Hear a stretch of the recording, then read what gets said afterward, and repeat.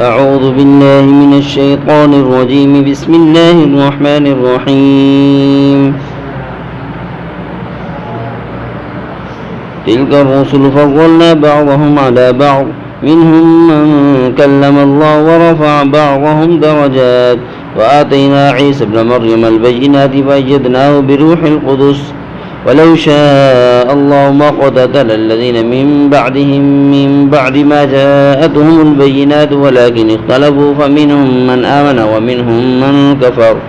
ولو شاء الله ما اقتتلوا ولكن الله يفعل ما يريد. يا أيها الذين آمنوا أنفقوا مما رزقناكم من قبل أن يأتي يوم لا بيع فيه ولا خلة ولا شفاعة والكافرون هم الظالمون. الله لا إله إلا هو الحي القيوم، لا تأخذه سنة ولا نوم، له ما في السماوات وما في الأرض، من ذا الذي يشفع عنده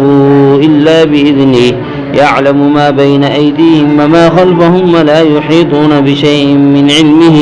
إلا بما شاء، وسع كرسيه السماوات والأرض ولا يؤوده حفظهما وهو العلي العظيم. لا إكراه في الدين، قد تبين الرشد من الغي، ومن يكفر بالطاغوت ويؤمن بالله فقد استمسك بالعروة الوثقى لا انفصام لها والله سميع عليم. الله ولي الذين آمنوا يخرجهم من الظلمات إلى النور، والذين كفروا أولياءهم الطاغوت يخرجونهم من النور إلى الظلمات، أولئك أصحاب النار هم فيها خالدون.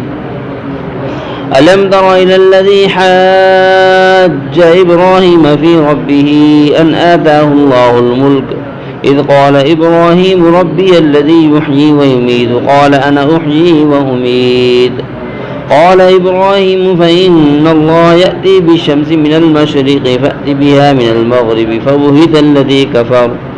والله لا يهدي القوم الظالمين. أو كالذي مر على قرية وهي خاوية على عروشها، قال أنى يحيي هذه الله بعد موتها، فأماته الله 100 عام ثم بعثه، قال كم لبثت؟ قال لبثت يوما أو بعض يوم، قال بل لبثت 100 عام فانظر إلى طعامك وشرابك لم يتسنه، وانظر إلى حمارك ولنجعلك آية للناس، وانظر إلى العظام كيف ننشدها ثم نكسوها لحما، فلما تبين له قال أعلم أن الله على كل شيء قدير. وإذ قال إبراهيم ربي أرني كيف تحيي الموتى، قال أولم تؤمن؟ قال بلى ولكن ليطمئن قلبي، قال فخذ 4 من الطير فسرهن إليك ثم اجعل على كل جبل منهن جزءا ثم ادعهن يأتينك سعيا، واعلم أن الله عزيز حكيم.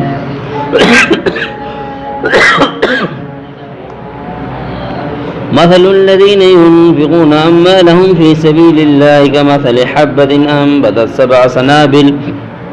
7 سنابل في كل سنبلة 100 حبة، والله يضاعف لمن يشاء والله واسع عليم. الذين ينفقون أموالهم في سبيل الله ثم لا يتبعون ما أنفقوا منا ولا أذى لهم أجرهم عند ربهم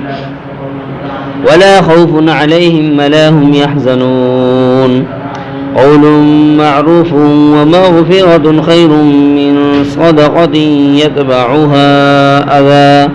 والله غني حليم. يا أيها الذين آمنوا لا تبطلوا صدقاتكم بالمن والأذى كالذي ينفق ماله رئاء الناس ولا يؤمن بالله واليوم الآخر، فمثله كمثل صفوان عليه تراب فأصابه وابل فتركه صلدا، لا يقدرون على شيء مما كسبوا والله لا يهدي القوم الكافرين. ومثل الذين ينفقون أموالهم ابتغاء مرضات الله وتثبيتا من أنفسهم كمثل جنة بربوة أصابها وابل فآتت أكلها ضعفين فإن لم يصبها وابل فطل والله بما تعملون بصير أيود أحدكم أن تكون له جنة من نخيل وأعناب تجري من تحتها الأنهار له فيها من كل الثمرات وأصابه الكبر وله ذرية ضعفاء فأصابها إعصار فيه نار فاحترقت كذلك يبين الله لكم الآيات لعلكم تتفكرون يا أيها الذين آمنوا أنفقوا من طيبات ما كسبتم ومما أخرجنا لكم من الأرض ولا تيمموا الخبيث منه تنفقون ولستم بآخذيه إلا أن تغمضوا فيه واعلموا أن الله غني حميد الشيطان يعدكم الفقر ويأمركم بالفحشاء والله يعدكم مغفرة منه وفضلا والله واسع عليم يؤتي الحكمة من يشاء ومن يؤت الحكمة فقد أوتي خيرا كثيرا وما يذكر إلا أولو الألباب وما أنفقتم من نفقة أو نذرتم من نذر فإن الله يعلمه وما للظالمين من أنصار إن تبدوا الصدقات فنعما هي وإن تخفوها وتؤتوها الفقراء فهو خير لكم ويكفر عنكم من سيئاتكم والله بما تعملون خبير ليس عليك هداهم ولكن الله يهدي من يشاء وما تنفقوا من خير فلأنفسكم وما تنفقون إلا ابتغاء وجه الله وما تنفقوا من خير يوفى إليكم وأنتم لا تظلمون للفقراء الذين أحصروا في سبيل الله لا يستطيعون ضربا في الأرض يحسبهم الجاهل أغنياء من التعفف تعرفهم بسيماهم لا يسألون الناس إلحافا